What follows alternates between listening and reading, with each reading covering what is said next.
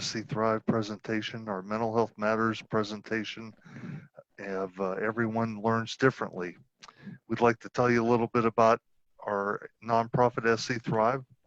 SC Thrive leads South Carolinians to stability by providing innovative and efficient access to quality of life resources.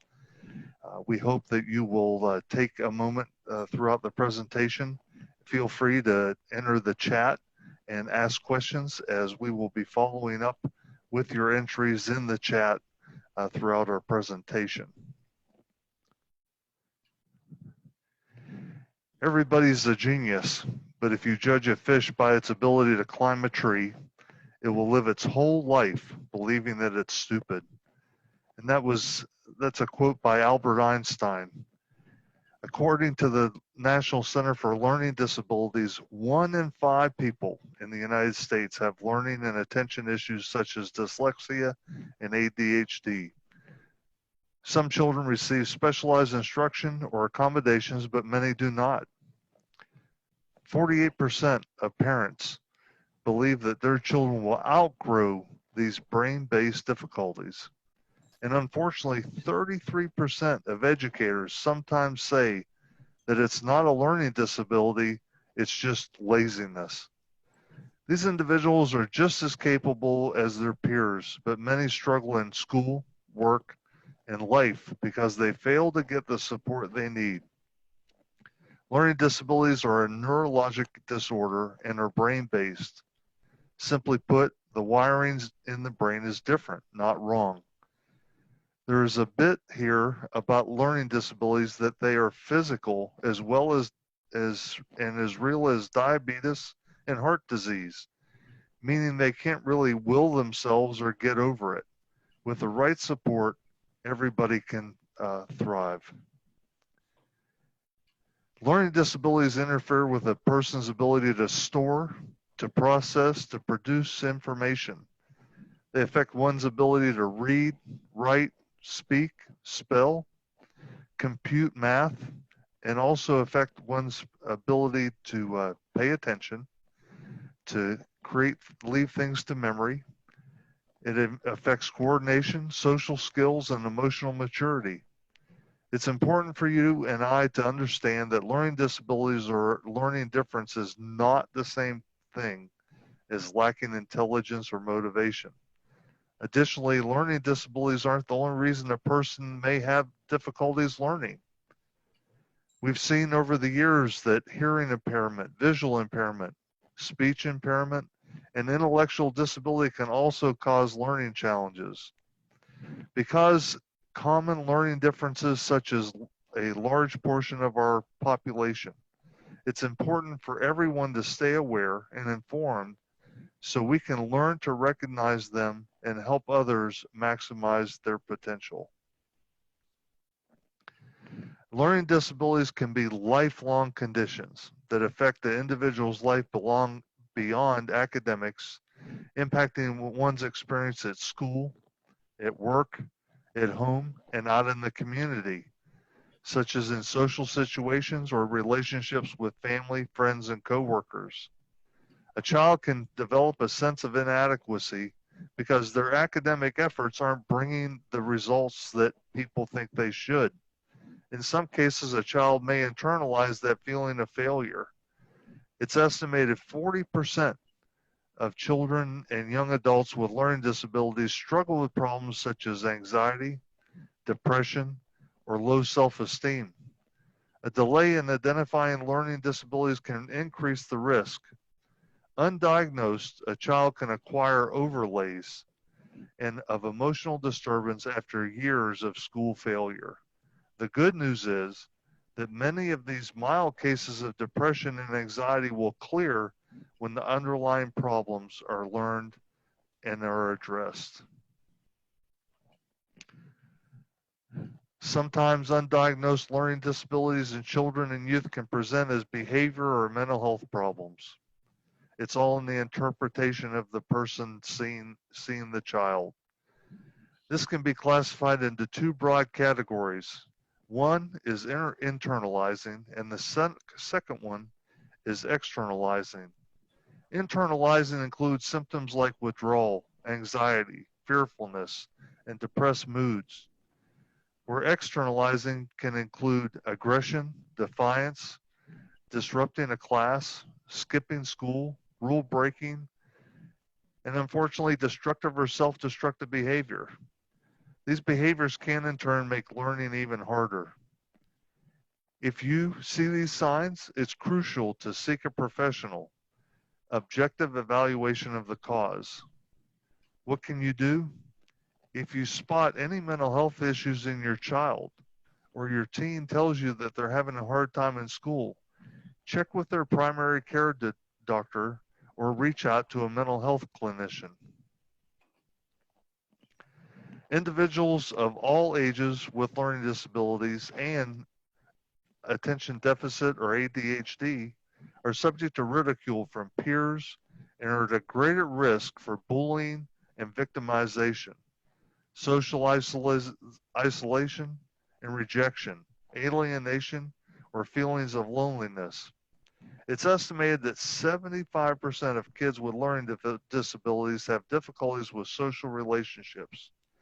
Depending on the nature of their learning disabilities, it can be hard for kids to read social cues, adapt to new social situations, or regulate their emotions and behaviors in order to fit in with peers. School failure leads to disassociation from school settings. And the adolescent and teen with learning disabilities who has not received the proper academic supports and services runs a higher than average risk for becoming involved with tobacco, alcohol, and drugs. Unfortunately, we see this in our state where school dropout is linked strongly to functional illiteracy. Teens who drop out of school become high risk at being involved in illegal activities and unfortunately, even incarceration. Some become teen parents. Teen addictions, aggression, and other antisocial behaviors and risky pregnancies are therefore linked to learning disabilities and ADHD. For adults, having undiagnosed learning disabilities can affect our career choice and limit job advancement. This is particularly true when the person interprets his or her past educational failures as personal faults and experiences feelings of embarrassment and shame because of a perceived intellectual deficiency. Some adults avoid reading and writing because they doubt their abilities. This can lead them to taking jobs that are below their ability level. If you know an adult who excels at his or her job, but refuses to apply for a higher position due to fear of having to complete paperwork or write reports, there may be a learning disability getting in the way. You can be their advocate. They may also say no to attending social events or gatherings that might expose any lacking literacy skills. When offering support, don't forget that many adults can interpret efforts to help them as patronizing. It's important to be transparent with the young adult, the child, or the adult. Respect their individual privacy, even if it's a family member or close friend who you may not expect to be overly sensitive about the issue.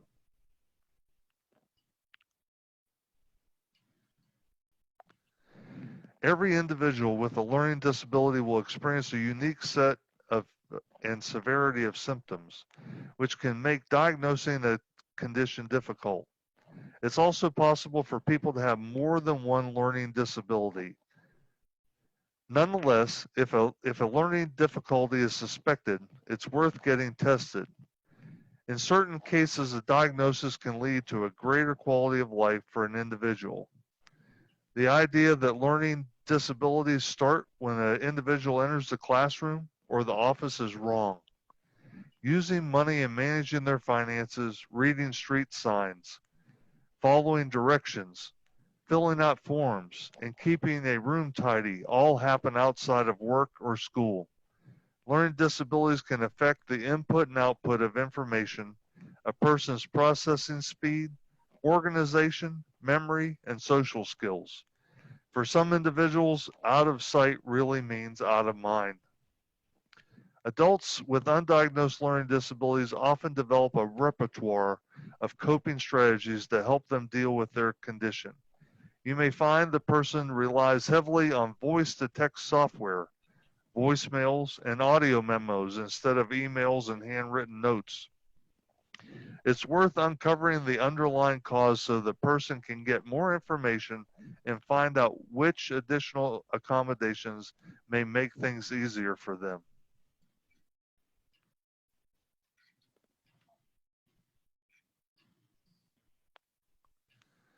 Many individuals with learning disabilities have a higher than average IQ.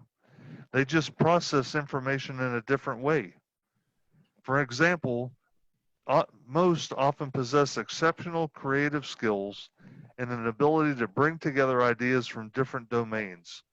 Students with a learning disability often have hidden strengths such as strong visual spatial thinking and skill in figuring out patterns, the ability to make unique associations between concepts, strength in seeing the big picture and creative problem solving.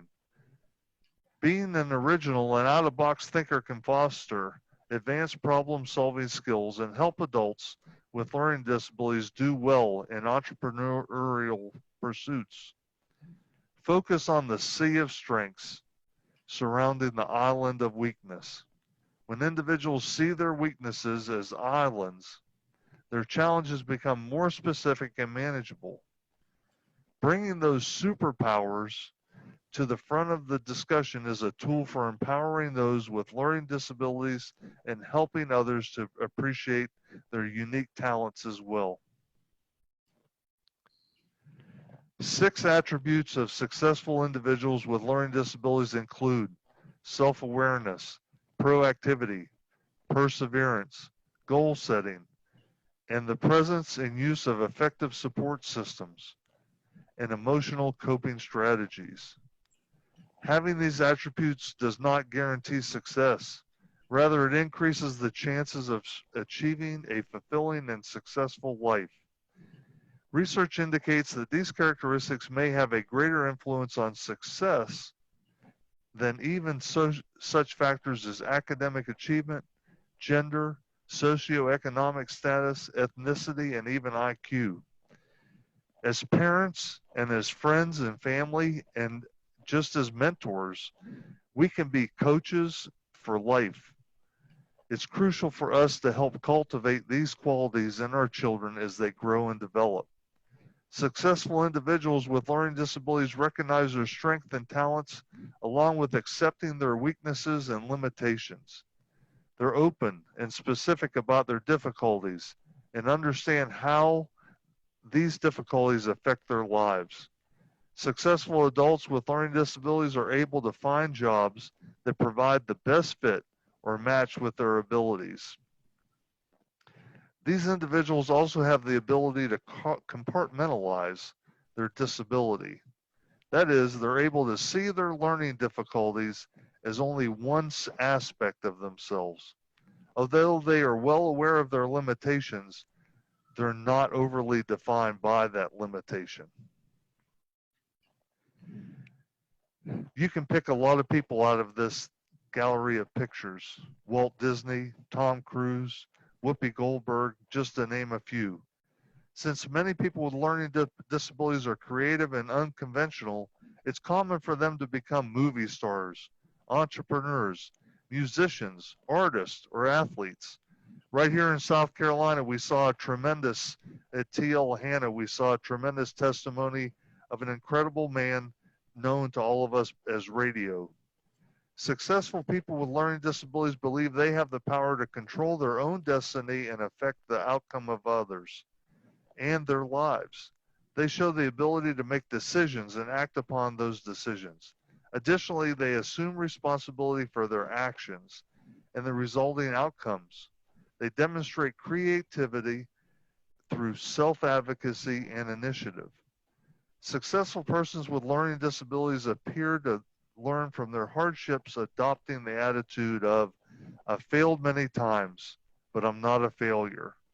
I've learned to succeed from my failures. Quite frankly, they believe difficult situations are necessary for learning. Successful individuals set goals that are specific yet flexible so that they can be changed to adjust to specific circumstances and situations. Individuals with learning disabilities don't work in linear fashion. Their route between here and there can be full of twists and curves. This can be frustrating to parents. It can also be frustrating to employers because these individuals don't go A, B, C, D all the way to Z. They may go A to F to L and then back to C. Conventional teaching methods or even standard expectations of life may not work for them. Their learning disabilities can help them to see the big picture and not worry about tiny details. Their knowledge doesn't always show in conventional ways, like on a written exam. Sometimes they need the opportunity to take an oral exam. It's not their knowledge being tested, but their ability to function according to traditional metrics.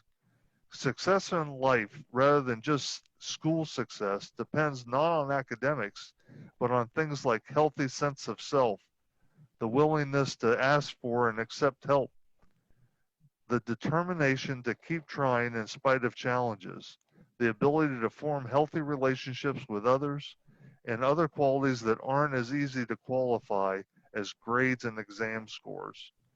Your job as a parent or a family member or a friend is not to cure the learning disability, but to give your child the social and emotional tools they need to work through challenges. You know, in the long run, facing and overcoming a challenge such as learning disabilities can help your child, young adult, or maybe even your spouse grow stronger and become more resilient. We're very fortunate to have with us Jill Sinclair and Kay Ware. They're from the Hope Academy. Ladies, we're very fortunate to have you today. Would you tell us a little bit about yourselves and about Hope Academy? Hi, good morning. I'm Kay Ware, and my husband and I, along with another couple, were the founding parents of Hope Christian Academy.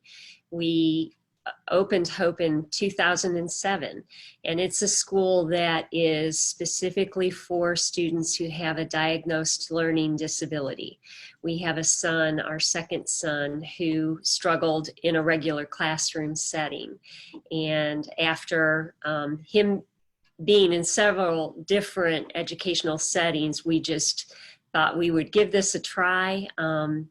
It's a very small school. This year we have 8 students enrolled, and they get a lot of individual attention. Jackson, my son, who went to Hope, graduated 4 years ago, and he learned skills there, a lot of life skills as well as academic skills that have allowed him to go on to a successful job placement where he's very happy and feels a big part of our community. So we're thankful for that. Well, I'm Jill Sinclair, and I've been the director of Hope Christian Academy for 10 years, and it has been a joy and a blessing. My experience includes all kinds of special education. I've taught in public schools, private schools. I've tutored students in public schools and private schools. My heart has always been for students that have learning disabilities. And when the founding parents of Hope approached me, I just was so excited about leading these teachers who are very talented to hook these students and to awaken them that they can make it. We really appreciate both of you again being here. And Eva, we have some questions on the chat, I'm sure, and you also have some questions for our guests. Thank you. The first question is, how can a parent help their child handle the stress and frustration with their diagnosis first and help them through their academics this year? Well, I think communication is always the key, and also a positive attitude. Parents are on their child's side to make it in school, and depending on the age of the child will be the involvement that the parent has with their schools. Parents should communicate with their teachers, figuring out ways to help them at home and in the classroom. Did I answer that question? Yes, ma'am. We have Miss Isaac in the chat, and she said, my son has epilepsy, and because of where his seizures are located, located in his brain, the doctors said he can't retain the information, but he tries so hard. Working with him during this time is very hard, and I feel like he has regressed. I try to go over something every night, and I don't know what more to do, if anything. He will be 18 next month, so what can I do, or what can I help him with upon turning 18? Well, one of my first questions would be the support that she has, the support that you have with your son. First of all, he's a gift of God, and he has a reason for being here, and he needs a reason to get up every morning. And thinking of the support he has, is he in school? Has he been taught virtually? Is he mobile, or is he in a wheelchair? There are different levels of this disability. And can he do hands-on things? You say you work with him every night. Are there things that you're going over with him that he has been taught during the day? And I'd also wonder where he is in school. Are you homeschooling? Is he going to a school, however, he's being taught virtually right now? Are the doctors supportive? Do you have counselors that can help you know what to do? There are all kinds of resources available to help parents with special needs students. Thank you. I will let you know if she puts anything in the chat, and we can discuss that more. Okay. What can a parent do in the home, non-academically, to support their child with a learning difference or disability? So I had two children who struggled with learning disabilities, and have four children. So that could create a real challenge to help them. What I experienced as a parent is one of the most important things was to help my son come up with some consistency in the time that he did his homework, in the place that he did it. I provided an area in our house that was quiet, with few distractions, with all of the tools that he was going to need, pencils already there, paper, so that he wouldn't have to get up and search around for something. Also, longer than maybe I had to with some of my other children who didn't have a learning disability, I requested with his teachers to have communication with them. so that they would understand he had support, but he needed support from them as well. And, you know, as students get older in school, teachers want them to become independent. Of course, as his parent, I wanted him to become more independent as well. But in order for him to succeed, I had to remain involved a little bit longer than maybe I wanted to.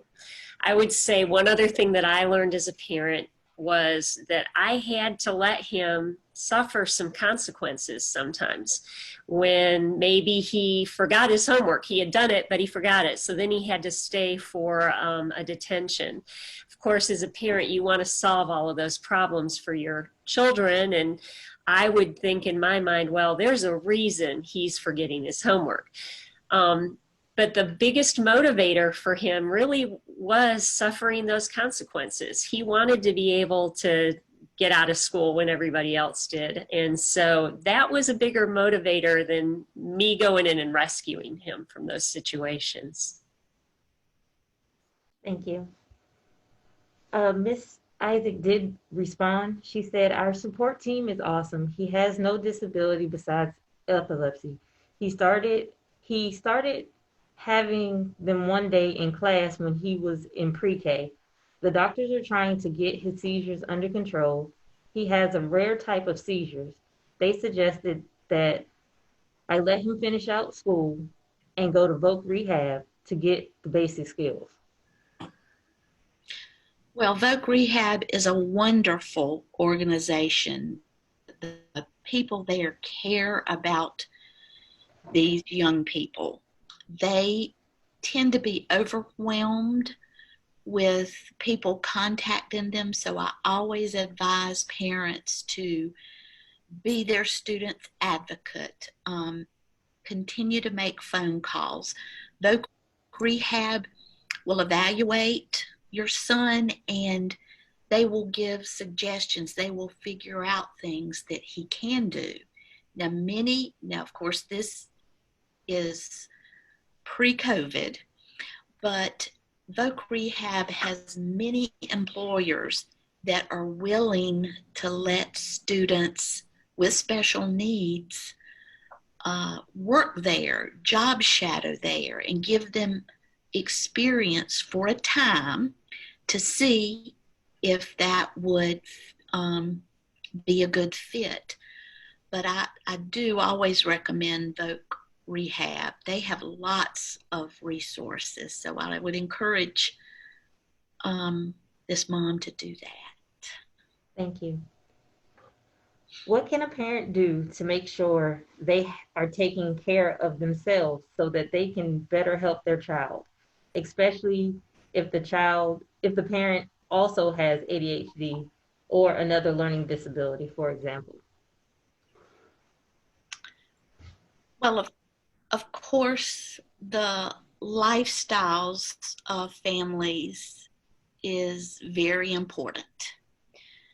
This includes healthy eating, family meals together, regular bedtimes and adequate sleep.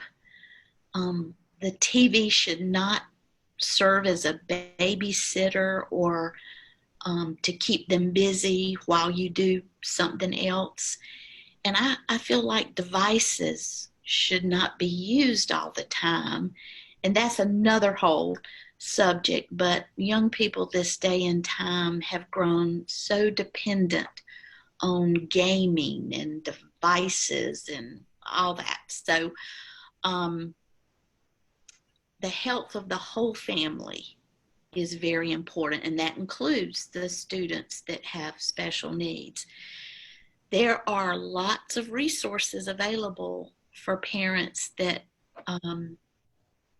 also have learning disabilities, and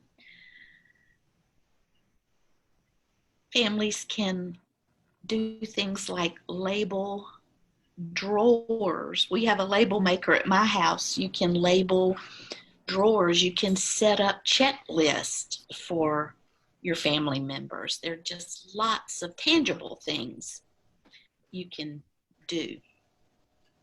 I would add that for me personally, with my children, my own physical activity, I started running when my kids were little because that was an outlet for me. So the physical aspect really helped me.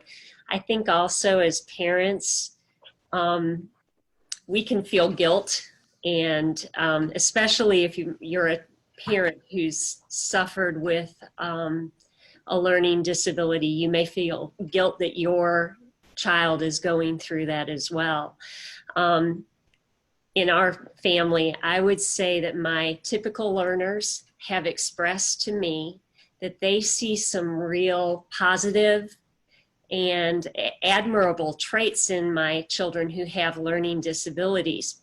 And they stem really from the fact that nothing has come easy to them. They've had to work hard, and maybe they had that tenacity at an earlier age than my other children, I think, have come to that. But they've had to, because school came easy to them, they didn't necessarily start from that same place.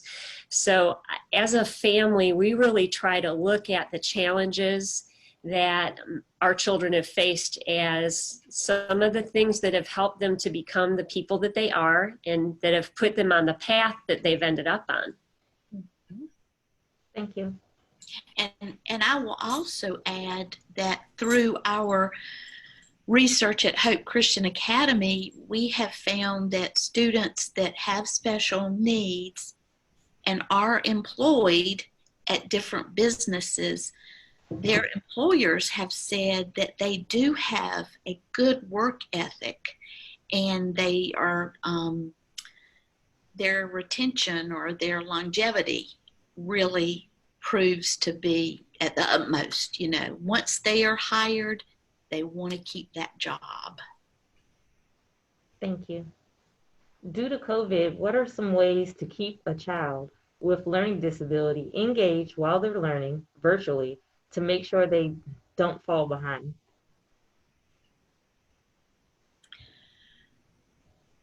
This is indeed a different atmosphere for educating our young people this day and time. Our school continued to teach virtually, and I had several recommendations to the parents. I think where their location is in the house is very important. Like Kay said, she had a homework place for her students. And the virtual schooling area should be cozy, very comfortable, and distractions should be removed, like devices, iPhones. You know, you can tell when we were Zooming if the student was distracted looking at something. And pets, if pets are the kind that want to jump up in your lap and be petted, then, you know, take them to another part of the house. And be very positive about having school in your home. And then for younger children, to keep them engaged, you could offer some kind of rewards for them if they stay focused. It could be something like ice cream. Not every day, but, you know, at appropriate days. And then for older students, they could plan the menu, or they could pick where we're going to get supper out. You know, be positive, reward them for staying focused, and support the teacher. You know that it's very different for these teachers who are teaching virtually. So support them and encourage them and let them know that you want your student to make it. Thank you. What is the difference between an IEP, and which is better known as an individual education plan, and a 504 plan? Okay, well, the 504 plan was devised like in 1973, 1975, and it was so that all students could receive a public education, no matter what their disability, be it physical or mental. So students that have a 504 plan are entitled to be in a regular classroom with just some accommodations. If it's something like eyesight, they would be placed at the front of the class, or if reading fine print, the school would get large print books. So the 504 plan is for students to stay in their regular classrooms, but to have compensations. Now, the IEP, the individual educational plan, tends to be a little more on the academic side, although there are life skills addressed in the IEPs. They are written by the teacher for the individual student. Parents are definitely welcome to put their ideas into place, and they sign the IEPs. So IEPs are just a little more specific, and these are for students who cannot really remain in the regular classrooms to receive their instruction. They need to be in self-contained special ed classrooms or pulled out throughout the day for resource programs, and special education teachers teach these students. That's the basic difference. What are some coping strategies for adults who may not have been diagnosed as a child, or who didn't receive proper support while they were younger?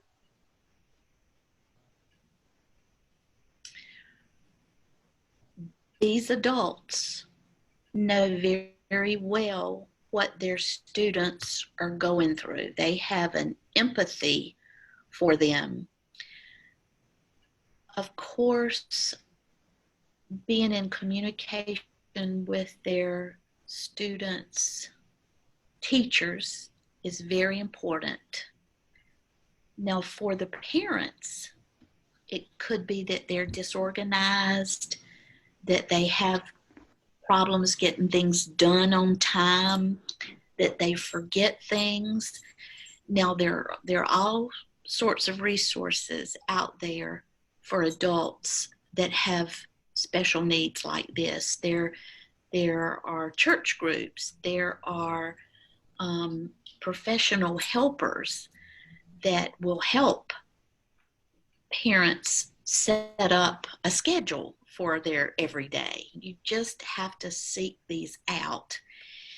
And as far as just daily things, list making is wonderful. We make a lot of lists at our school because the students feel like they have accomplished something when they're able to check it off. Well, parents in the home could do that too for themselves and their students. Plan menus ahead of time, lay out clothes the night before, have lists of chores, even what the student needs to do in the bathroom, and so the biggest thing for parents is that they will know what their students are going through and how you have to pull yourself up by the bootstraps and develop self-determination that you know you can make it. And I would add to that I think most adults who have gone undiagnosed, they should give themselves a pat on the back, because I'm pretty sure that means that they developed coping strategies, yes, probably innately. I know my son who struggled with ADHD, he ended up in the Army. He enlisted, and he and I were talking this week, and he was just discussing how that structure really makes the difference for him. He's succeeding and in fact excelling where he is, and I think he placed himself in a situation to have a good outcome. So take again that learning disability and make it a positive in your life, and recognize the ways that you've accomplished despite that. Thank you. I have one last question. Should an adult with a learning disability share with their employer that they have a learning disability or a learning difference?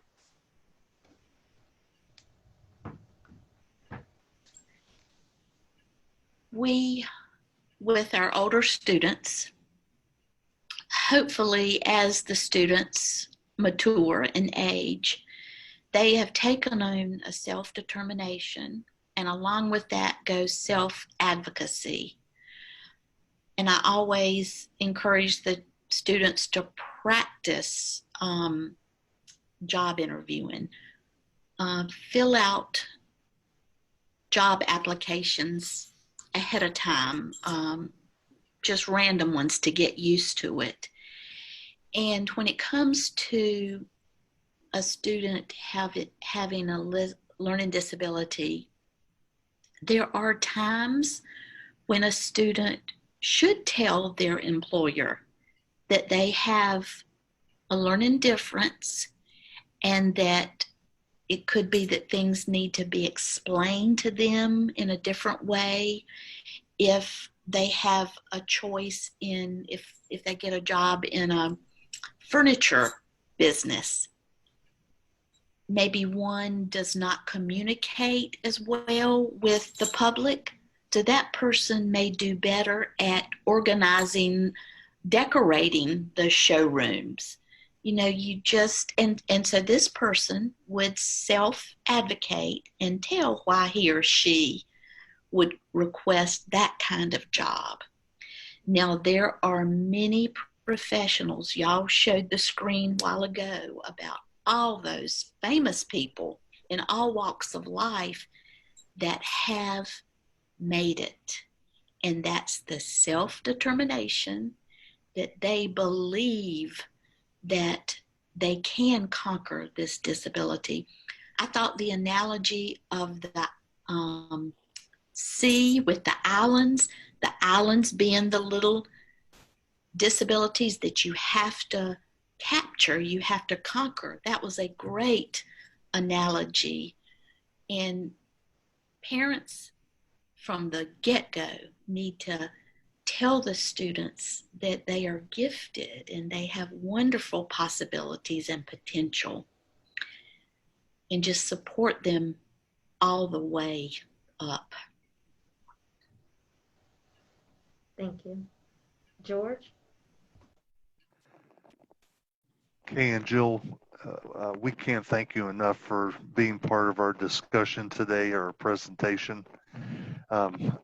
We have an incredible team here that puts together Mental Health Matters, again, twice a month. We hope that you all will join us the second Thursday of September at 11:30. We will be providing an incredible talk on spouses of public safety employees, and what it means to be a spouse of someone that's involved in public safety.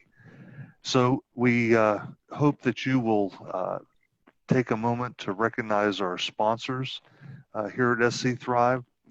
We also want you to know that all of this information will be on our website. A recording of today will be on our website. You are welcome to share that with anyone that you wish. The other thing is the resources that Kay and Jill talked about will also be available on our website. There's some things that have happened since August 1st. Initially, the housing funding for people that were having trouble with paying their rent, some of the classifications and criteria has changed since August 1st. So you may have been denied or not qualified for assistance prior to August 1st. If you know of someone, or if you yourself are having trouble paying your rent or your housing, you can call our toll-free number, and we can help you see if you can meet the new criteria.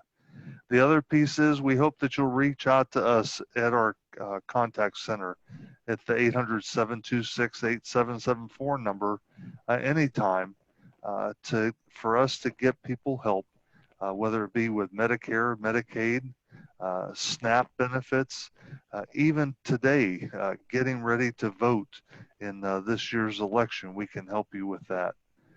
And we also have other opportunities as well. Again, thank you for being with us. Thank you, Kay and Jill, and everyone have a great day. Thank you. Thank you.